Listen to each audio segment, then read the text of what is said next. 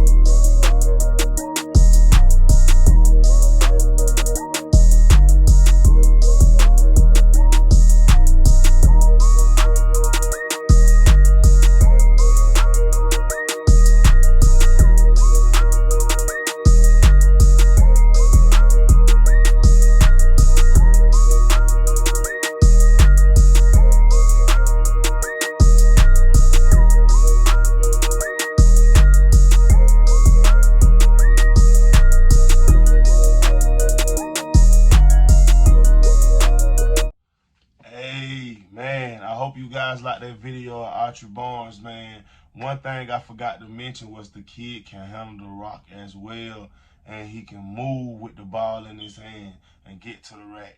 Coaches, he doesn't have anybody on him right now, so he could be a steal right now, or even a kid that you can build a relationship before it gets too big for him. But the kid can really score the rock, and he plays the game hard on both ends, like I said earlier.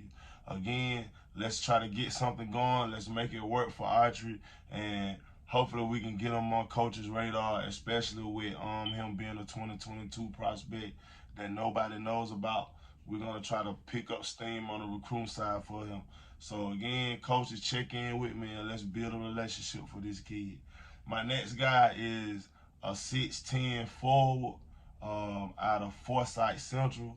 Name is Elijah Cho. Man, looking at his film, I was like, 6'10" kid can shoot the three. Runs the pick and roll well, but he can pick and pop also and hit the mid range, or he can rip and get to the rack too. Good footwork for a kid that's 6'10", and being that he's only a junior, that means he's only going to get better. His recruiting is going to pick up. So just talking to him, when I asked him about the recruiting, he said that it was starting to pick up, but it hasn't picked up yet. So I got a chance to make sure that I put him on an episode, and I love everything about the kid. Just the way that he shoots the ball, the way that he's able to shoot the ball from three, the way that he's able to protect the rim at 6'10", which I know everybody's looking for that rim protector, but he not only gives you the rim protection, he runs the floor, has a high motor, can go, and just being 6'10" and able to shoot the ball the way that he does, I love it. So coaches, check out the film on Elijah out of Forsyth Central and let me know what you think of this 6'10" product, man. I promise you, he's very, very good, and you'll see from the look at his film. So I'll check you out on the next slide.